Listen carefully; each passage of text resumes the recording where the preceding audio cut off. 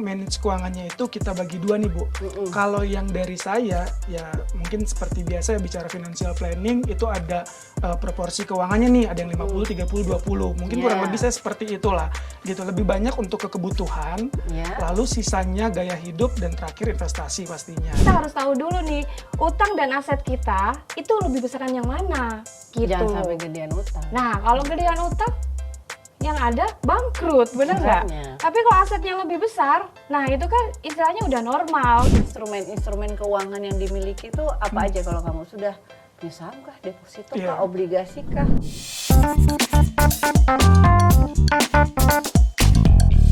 Halo sahabat BCA Live, ketemu lagi nih dengan saya di acara obrolan asik, obrolan literasi asuransi kekinian dari BCA Live. Dan masih tetap dengan saya nih, Lely Peki, yang akan ngobrol-ngobrol mengenai perencanaan keuangan, literasi asuransi, dan juga gaya hidup pastinya ya buat teman-teman semua. Nah, sahabat BCA Live, kita nih sudah nggak terasa ya, sudah 4 bulan nih memasuki tahun 2024. Pasti pada saat awal tahun kita punya resolusi nih, apa sih yang mau kita lakukan sepanjang tahun ini. Dan biasanya manajemen keuangan, perencanaan keuangan itu masuk tuh dalam bucket list resolusi yang kita lakukan. Nah, kita di episode kali ini akan membahas mengenai bagaimana nih teman-teman sahabat-sahabat semua milenial dan juga yang sudah memiliki pasangan. Jadi baik single maupun sudah memiliki pasangan memanage keuangannya nih. Nah, nanti saya akan kedatangan gak cuma satu, tapi 2 orang sahabat saya yang akan ngobrol-ngobrol diskusi dengan saya hari ini. Tapi sebelumnya, seperti biasa nih ya, jangan lupa dong di follow, subscribe, dan komen obrolan asik ini di akun video favorit kamu yang ada di YouTube, Spotify, Noise Video, dan Google Podcast BCA Live. Sahabat, nah ini nih sudah datang nih 2 orang sahabat-sahabat saya dari BCA Live. Ada Mas Ricardo Herdik yang ganteng. Halo Bu Lely, halo sahabat BCA Live. Dan juga ada Mbak Adela Gianti. Halo sahabat BCA Live. Nah, Mas Ricardo ini sales ya di BCA Live ya. Betul Bu Lely. Kalau Mbak Adela ini trainer. Betul. Nah, jadi sahabat baik mereka ini sales dan trainer. Jadi pasti sudah pakar banget nih untuk perencanaan keuangan. Jadi pasti kalau sales kan pasti sudah pakar dong, ilmu-ilmunya sudah banyak ya Mas Ricardo ya. Iya, sedikit banyak. Karena kan pasti juga memberikan rekomendasi kepada nasabah-nasabah. Nah, apalagi Mbak Adel ini trainer mengajarkan kepada tenaga pemasar. Pasti manajemen keuangan tuh ilmunya sudah banyak banget ya Mbak Adel ya. Insya Allah pasti. Oh gitu ya. Nah, tapi sebelum masuk ke diskusi kita nih, saya mau nanya, kesibukannya selain di kantor nih ada nggak sih? Hal-hal lain pasti kan biasanya nggak anak milenial zaman sekarang nih ya, nggak cuman kerja aja, pasti ada lah gitu ya. Kalau Mas Ricardo nih apa nih? Kesibukan sih Bu ya, selain kantor memang sejauh ini saya tuh sekarang lagi lanjut studi untuk program magister. Wah, keren. Iya, lalu yang kedua juga ya lagi suka olahraga, jadi lagi aktif nge-gym lagi sih Bu. Oh, nge-gym. Itu aja ini sih. ya, six pack. Iya, nggak harus besar banget sih. Oh, nggak harus besar banget. Kirain Betul. mau ikut itu yang lagi musim sekarang boxing. Oh, betul. Oh, enggak Bu. Oh, gitu. Oke, nah kalau Mbak Adel nih, kayak cantik banget hari ini. Aduh, terima kasih Bu Lely. Kesibukannya apa nih selain mengajar? Pasti ada lagi nih. Oke, selain mengajar itu udah rutinitas ya. Tapi saya juga sedikit ada sampingan karena iya betul. Apa tuh? Konten kreator. Wow, keren banget. Boleh dong di-share sama sahabat-sahabat. Akunnya apa nih? Instagram atau TikTok atau apa? Ada Snap, ada TikTok. Jadi yang bisa menghasilkan sedikit tuh ya tambahan itu untuk yang di Snap. Jadi saya bisa menghasilkan dari situ. Oh, keren banget, keren banget. Nah gitu tuh biasanya kalau milenial mereka tuh kan energinya banyak ya. Jadi kalau cuman 9 to 5 sampai jam 5 tuh masih banyak lagi waktu. Biasa tuh melakukan hal-hal lain yang menarik. Saya suka seperti itu. Kalian kan pasangan yang baru menikah ya. Saya tahu nih baru menikah. Mungkin rata-rata 2 atau 3 tahun ya. Betul. Nah, saya mau tanya nih, pada saat awal-awal mau menikah atau misalnya sebelum menikah, kalian tuh membahas manajemen keuangan nanti pada saat sudah menikah itu bersama pasangan itu sebelum menikah atau pada saat sudah menikah nih? Nah, kalau Oke. Ricardo gimana nih? Iya, kalau saya sih Bu ya, sebenarnya sebelum menikah memang sudah ada pembahasan. Tetapi Oke. memang realitanya ketika setelah menikah agak berbeda sedikit Oh sih gitu. komposisi keuangannya gitu ya. Tak seindah teori yang Tak seindah kamu teori, pelajari betul. ya. Kadang kan sebelum menikah tuh kita mungkin ada cita-cita yang seperti ini gitu ya. Idealnya. Ternyata realitanya, oh berbeda nih. Ternyata Seperti hidupnya itu. lebih Betul. lebih susah di manage Benar, seperti itu. benar. Seperti itu sih Bu. Jadi sebelum menikah sudah dibahas. Sudah Nah, dibahas. kalau ada Nah, ini sangat menarik banget nih Bu Leli ya. Tadi kan dapat dari Ricardo ya. Iya. Kalau saya sendiri nih kebetulan ya, Mm-mm. saya ini kan pasangan yang mandiri. Oh. Ya. Mandiri itu gimana tuh? Jadi dalam arti mandiri itu sebelum kita menikah, kita sama-sama mandiri dalam segi finansial. Oke. Jadi saat kita menikah dalam usia muda, Ya, itu perubahannya nggak signifikan. Oh, Gitu. Jadi gitu. sama-sama sudah bisa mengatur. Tapi di dalamnya itu ya, Bu Leli itu ya, Nah. tetap aja komunikasi itu harus benar-benar berjalan. Oke. Jangan sampai ada yang istilahnya kita nggak tahu satu sama Oke. lain. Nah, buka-bukaannya itu sampai sedalam apa nih? Apakah misalnya, oh kamu punya utangnya berapa? Utang kartu kredit biasanya kan kalau milenial gitu Betul, ya. betul. Kartu kredit terus misalnya kita juga paham sekarang kan ada generasi sandwich ya. Iya. Jadi misalnya, oh saya harus membantu keluarga saya, adik Betul. saya, itu diomongin dari awal seperti itu biasanya. Iya, kalau saya sih Bu Leli pasti diomongin Bu, karena memang kebetulan saya adalah salah satu generasi sandwich juga gitu ya.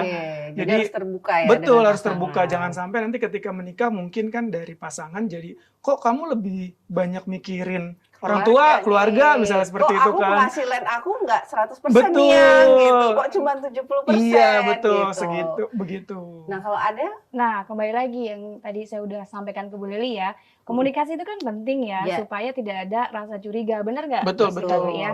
Nah, jadi kalau saya pun juga sama untuk mengelola keuangan pun memang kita preparation seperti itu. Jadi istilahnya suami kan juga sama-sama bekerja nih Iya. ya.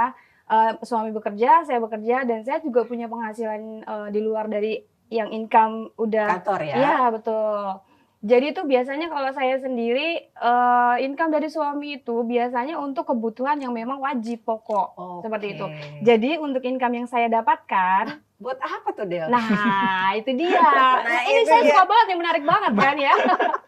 Karena justru income yang saya dapatkan itu selain untuk tabungan, saya untuk dana darurat. Gitu. Oke. Nggak kejajan ya banyak Nggak ya. kejajan. Iya, Ada itu gitu. termasuk salah satunya Oh, salah satunya sebetulnya. juga ya. Tapi semuanya kan sudah di planning, sudah direncanakan. Oke, nah ini kan sudah 2-3 tahun berjalan nih ya pernikahan kalian. Nah tadi kalau kata Ricardo, apa yang direncana idealnya pada saat awal tuh ternyata agak melenceng-melenceng. Betul. Tapi cara pemenuhan kebutuhannya itu biasanya gimana? Oke. Kan kalau misalnya menikah tuh, nah itu tadi bebannya kan berbeda pada saat single kan, gitu Betul. pengeluaran lebih banyak. Tuh Betul. apa yang Ricardo lakukan? Iya, ya puji Tuhan kan karena memang ketika menikah ini sumber keuangannya jadi dua ya Bu Ya tadi. double. Jadi selain dari saya, istri juga gitu ya. Cuman kita memang manage keuangannya itu kita bagi dua nih Bu.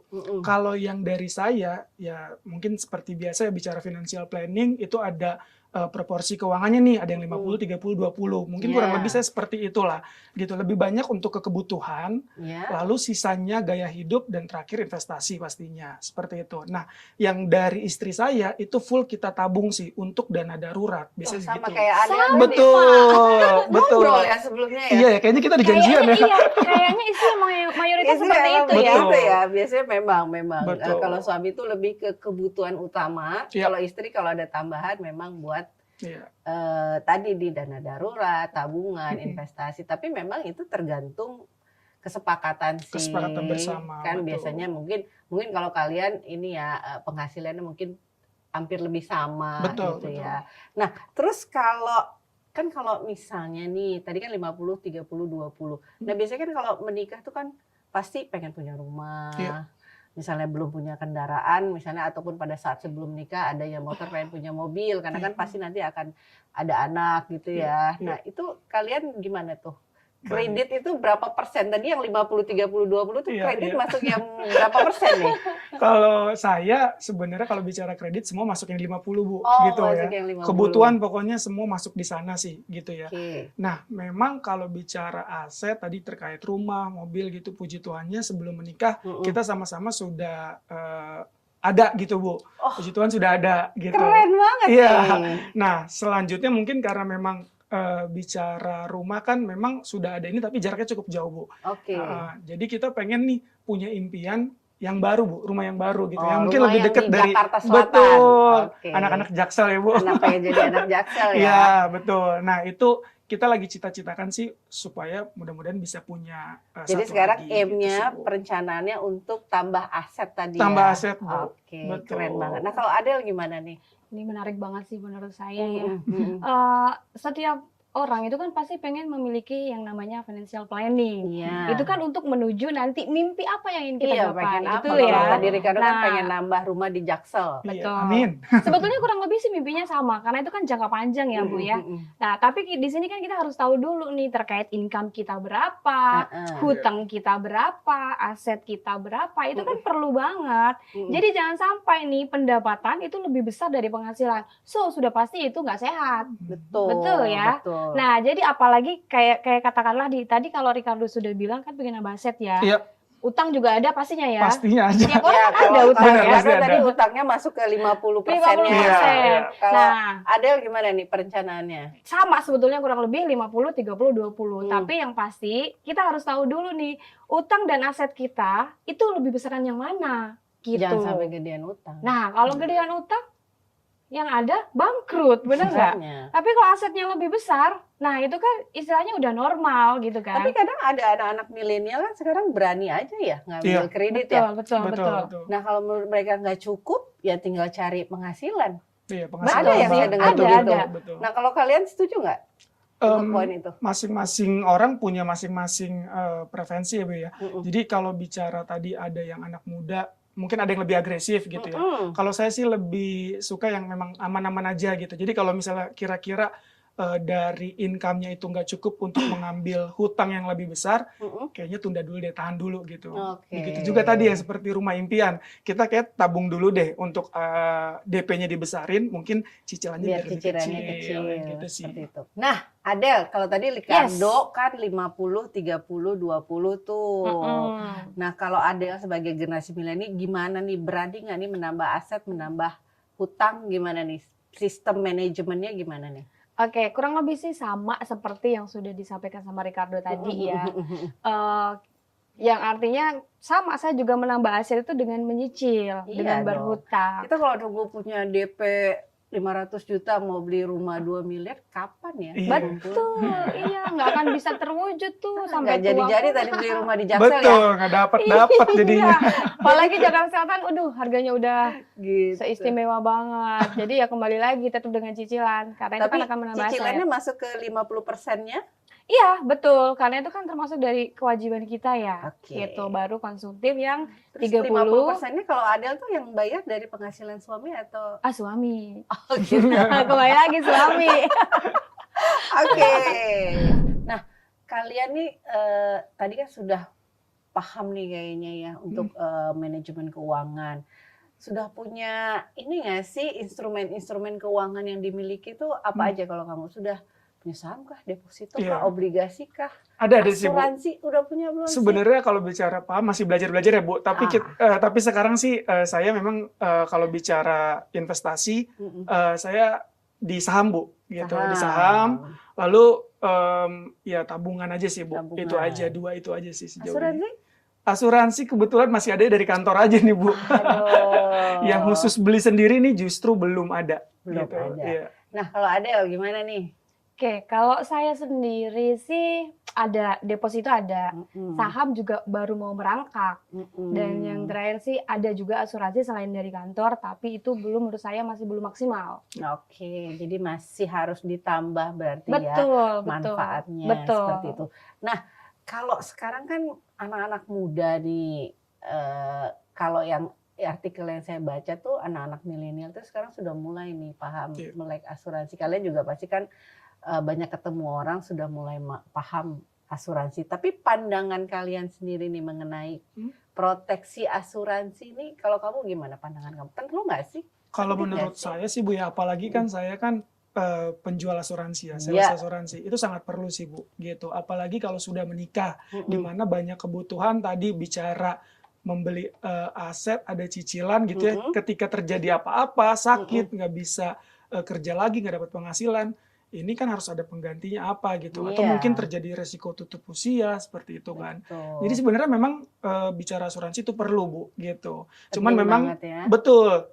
Cuman memang ya harus disesuaikan nih dengan produk yang sesuai dengan masing-masing orang gitu ya. Seperti itu sih Bu. Nah kalau Adele gimana? Sangat penting sih kalau menurut saya. Saya sendiri selaku Makanya keluarga. udah punya ya. Iya, karena selaku keluarga muda itu bukan hanya sebagai keluarga muda ya, generasi muda pun sekarang kan mayoritas memang sudah melek dengan asuransi. Iya. Kenapa? Karena generasi muda, generasi milenial ataupun generasi Z itu sudah sadar akan pentingnya proteksi. Seperti itu. Apalagi mungkin bisa dikatakan 80% 20% ya Bu ya.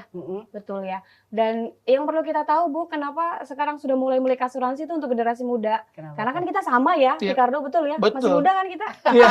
Saya dong yang tua. Saya yang Muda saya jadi nggak enak. Jadi 80% masih golongan saya yang beli ya. Milenial, 20%-nya itu setahu saya sih generasi Z. Oh gitu, gitu. iya. Namun sejauh ini yang saya tahu ya Bu ya, termasuk juga dengan saya pribadi nih ya, ini kan sungguh menarik banget nih. Kenapa sekarang melek asuransi untuk generasi muda? Karena mereka itu sudah mulai berpikir tentang terkait perubahan terkait dengan healing, traveling. Jadi mereka sudah peduli dengan proteksi tapi yang berbasis bukan income. Lifestyle Iya, betul. Tapi bukan itu. untuk yang investasi. Nah, kalau misalnya nih ya, kalian tadi kita udah bahas asuransi, orang-orang sudah mulai sadar. Kalau menurut saya juga sih semenjak pandemi itu orang udah mulai sadar ya. Karena kemarin pada saat pandemi kan kita ngeliat tuh betapa besar kebutuhan kita untuk proteksi kita ya, baik kesehatan, jiwa. Pada saat kemarin mungkin banyak yang juga PHK, mungkin milenial juga banyak yang kena PHK ya kemarin. Jadi benar-benar tadi tuh buffer untuk proteksi keamanan keuangan itu butuh. Nah, kalau misalnya kalian nih ya untuk keluarga muda, kira-kira nih anak muda itu cocoknya di awal-awal beli asuransi apa kalau menurut Ricardo? Kan asuransi itu ada jiwa, kecelakaan, pensiun, kesehatan, critical illness, seperti itu. Betul. Apa tuh yang pertama dibeli? Kalau menurut saya sih lebih ke kesehatan ya Bu, karena anak muda kan banyak banget nih aktivitasnya kan. Jadi ketika banyak aktivitas, banyak terkadang anak muda nih yang mungkin sakit gitu ya. Jadi ya ketika dia sakit kan harus ada proteksi nih, karena biaya kesehatan sekarang cukup mahal loh Bu. Karena sekarang kita Gitu. flu ISPA aja mahal Betul, ya. bisa masuk keluar rumah berapa sakit, gitu ya. Bisa opname ya. Betul, nah jadi itu Gitu. perlu sih Bu. Oke, nah kalau Adele, asuransi apa yang menurut Adele? Nah kalau yang saya pengen tahu asuransi pertama kamu tuh yang sudah punya tuh jiwa atau apa tuh? Jiwa. Oh, kalau Adele berarti jiwa ya? Iya, jiwa. Kenapa jiwa? Iya, karena kembali lagi sebetulnya dua-duanya itu sangat penting banget. Cuman kembali lagi kita harus tahu profil resiko dan sesuai dengan kebutuhan yang kita mau. Kebetulan kan mayoritas anak muda itu yang saya tahu itu suka untuk healing, traveling, dapat rezeki sedikit, jalan-jalan seperti itu kan. Jadi kalau menurut saya sih kembali lagi sesuai kebutuhan. Kalau saya lebih ke proteksi yang jiwa. Jiwa. Jadi kalau Adele jiwa, kalau Ricardo tadi kesehatan gitu lah ya. Mungkin karena saya lebih ngerti ya Bu ya, dan sekarang lagi belajar tentang saham, jadi ya memang ke arah saham sih, jadi investasinya. Meskipun untuk term life ini kan tidak ada nilai tunai yang terbentuk di dalamnya, tapi preminya ekonomis, lebih murah gitu. Jangka waktunya juga memang tidak sampai seumur hidup. Tapi kalau whole life itu kan sampai seumur hidup. Yang notabene-nya buat anak cucu betul, kita ya. yang notabene di dalamnya kan ada investasi. Jadi untuk yang saya butuhkan saat ini memang yang benar-benar murni asuransi. Tapi kalau untuk investasi saya mending lebih ke yang lain. Yang tadi ya Gitu. saham Iya, ataupun betul. yang lain-lainnya seperti itu. Tips-tips perencanaan keuangan ala Ricardo Hendrik dan Adele Gianti. Mungkin kalau tadi Ricardo mulai dari Adele dulu deh. Adele dulu pertama. Dari Adele dulu deh, tips-tips perencanaan keuangan untuk anak milenial dan pasangan baru menikah.